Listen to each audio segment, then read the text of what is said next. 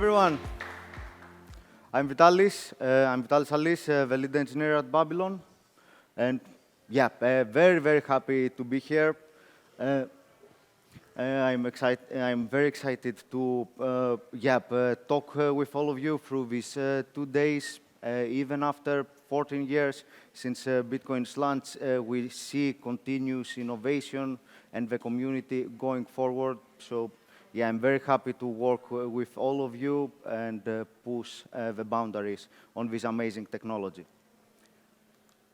So my talk today is a technical talk about Bitcoin staking, the protocol that we're building at Babylon, which is the first protocol that allows Bitcoin holders to lock their Bitcoin to secure proof-of-stake chains and in exchange get trustless yield. So, Babylon. We are a relatively new project. We have started out less than 2 years ago. And since then, we have grown a team of experienced researchers and protocol engineers distributed all across the globe. And we all love Bitcoin. We believe that Bitcoin is the most secure and decentralized chain in the world, powered by the immense hash power of the decentralized miner community. But we're also fans of proof-of-stake. We believe that it is fast, energy efficient, and grounds for continuous new innovation and onboarding of people into the crypto world. So when we started out, we asked ourselves this question. Okay, what can we do for both Bitcoin and proof-of-stake? And we answered this question by starting to develop security sharing protocols in order to bring Bitcoin security into the proof-of-stake world. So, why does proof-of-stake need Bitcoin security? To answer that, let's look a little bit about how proof-of-stake works. So, in proof-of-stake, native token holders lock their tokens, and in exchange, they get voting power. And through this voting power, a set of validators is formed with the responsibility to produce and vote for new blocks. And through this mechanism, so in POS, in order to produce a block, typically you need more than 2/3 of the voting power. So this means that the more capital that is locked, the more capital that is staked, the more secure the chain is. And how does a proof-of-stake chain incentivize honest behavior? Through the very important concept of slashing. So slashing basically says that if you perform a provable offense, then what happens is that a portion of your locked tokens gets burned, gets slashed. So you have a monetary disincentive to perform an offense. But slashing has a weakness. The more you go back in time, the less powerful it is. This is in contrast with the Bitcoin chain, in which the more you go back in time, the more secure the chain becomes, because in order to fork it, in order to reorg it, you need to commit more and more hash power. But with slashing, that's not the case, because the more you go back in time, the more possible it is that a validator that was locked at a block in the past that they had voting power for are now unlocked. So what this validator can do is they can go back in time and using their voting power in the past, they can create a fork of the chain. So to basically summarize this, in proof of stake, the cost to attack a block decreases the more you go back in time. And to solve this, we designed the Bitcoin timestamping protocol. So what Bitcoin timestamping does is we create succinct and provable timestamps of a proof-of-stake chain inside the Bitcoin chain. And through these timestamps, someone can view the true history of the POS chain inside the Bitcoin ledger, which becomes stronger and stronger and more secure as time passes by. And we have developed the Bitcoin timestamping protocol, and we have deployed the testnet with it. And in this testnet, basically Babylon acts as a timestamping aggregator in which chains connect to Babylon, and Babylon creates succinct and provable timestamps on the Bitcoin chain for them with minimum impact. And since we've launched this, the Cosmos ecosystem has welcomed us with open arms. They like our vision, and they like the Bitcoin timestamping protocol. And since the launch, we have had more than 30 Cosmos chains integrate with Babylon and receive Bitcoin timestamps in order to increase their security. But Bitcoin timestamping protection, even though it solves the long-range attack problem that we mentioned before, is kind of slow. And it's slow because, first of all, proof-of-stake chains produce blocks in a much faster rate in the typical scenario than Bitcoin's 10-minute block times. And furthermore, in order for a timestamp to be considered secure, it has to be deep enough inside the Bitcoin ledger. So we set out thinking, okay, we want to be faster. We want to optimally achieve confirmation times, Bitcoin security at the speed of proof of stake. But to achieve that, we need staking. But where does Bitcoin come into the staking picture?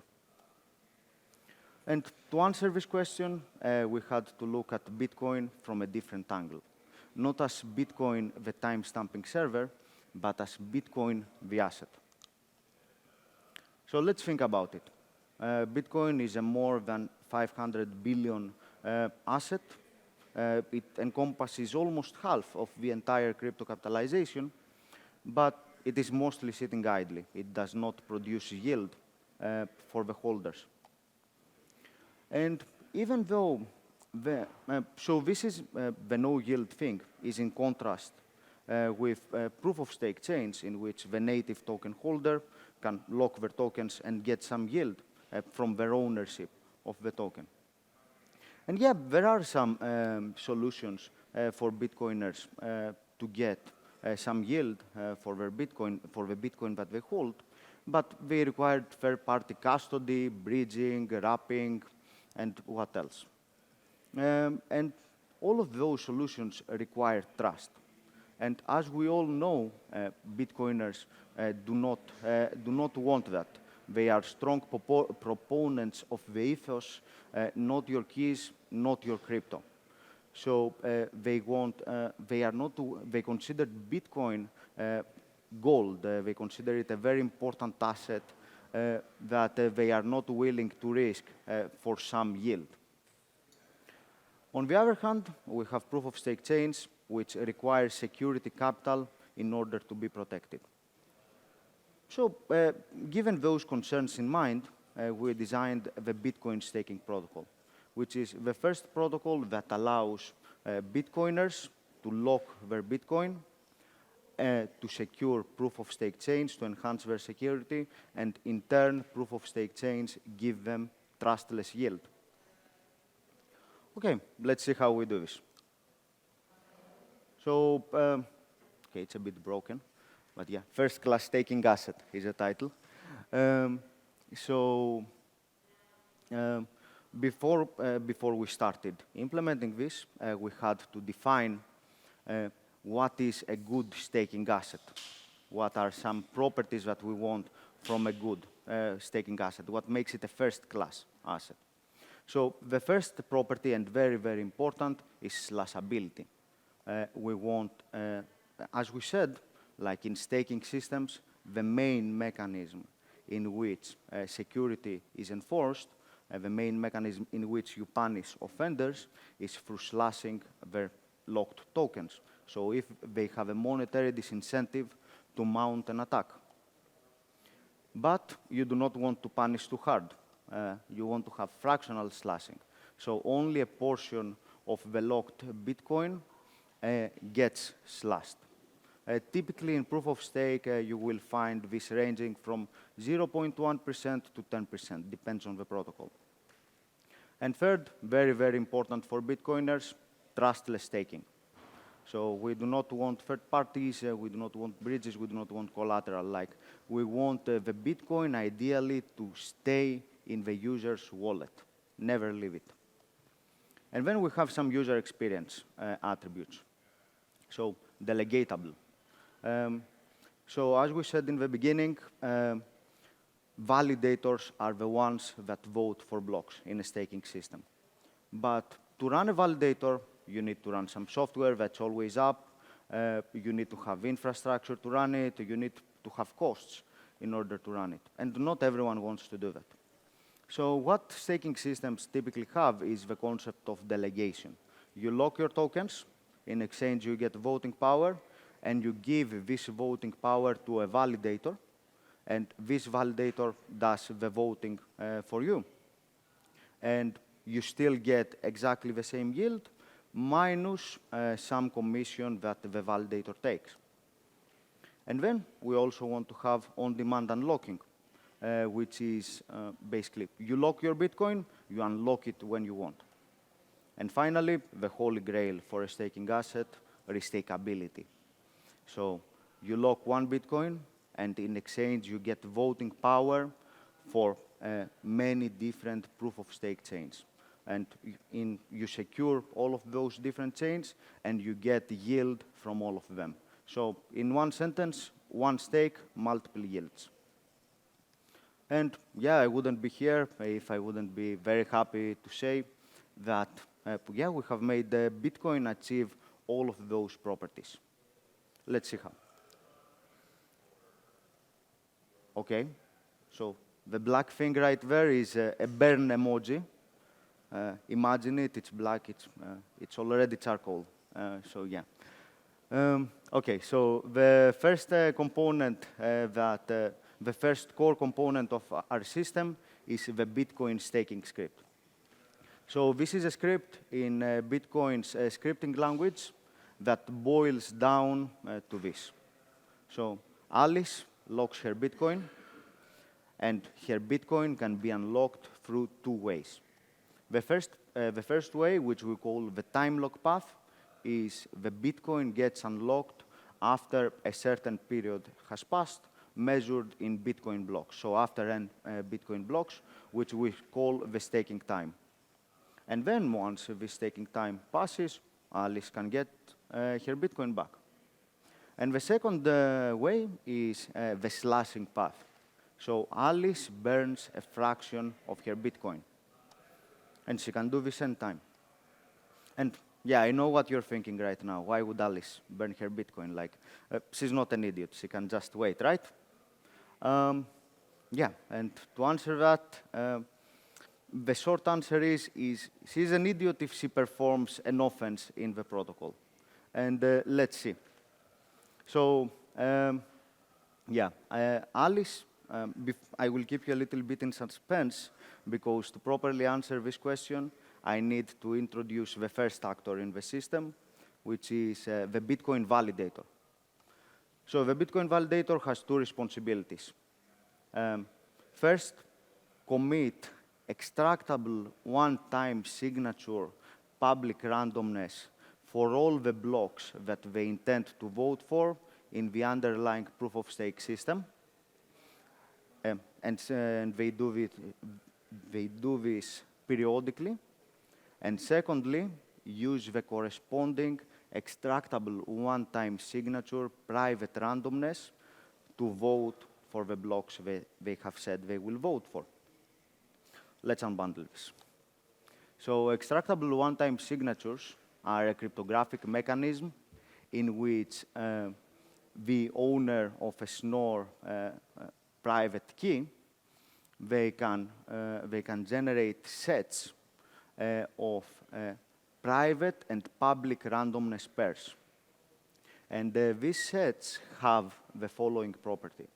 If you use the private randomness to sign two different messages, then the master snore private key gets exposed.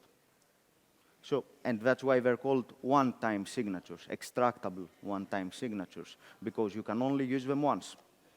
So what Alice is doing here, she's saying to the underlying proof-of-stake system, OK, for the next n Bitcoin blocks, for the next 1,000 blocks, I'm going to use this public randomness for this block, this public randomness for this block, this public randomness for this block. So she says in advance to the proof-of-stake system what private randomness she's going to use for her vote, and she's doing that by announcing the corresponding public randomness. And what happens when Alice tries to perform an offense? So an offense here is Alice trying to vote for two conflicting blocks. So this is an inexcusable offense. It's basically Alice saying, I think both of those blocks are valid additions to the chain.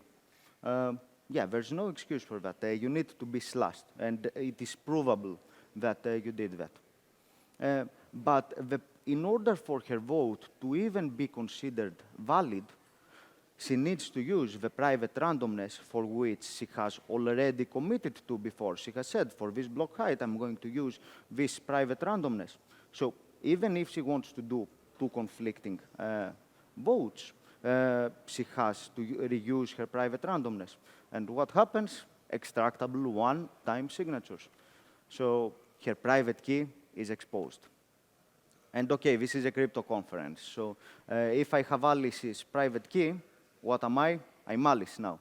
So, and what was our missing component for slashing Alice, for burning her fraction of Bitcoin? It was her private key. So we can go back to the staking script, and we can slash Alice. And it's not Babylon or any proof-of-stake chain that does that. It's anyone that can do this. So these votes are broadcast to the network, so anyone that sees this can go and extract Alice's private key and go to the staking script and slash. OK, so just a small recap.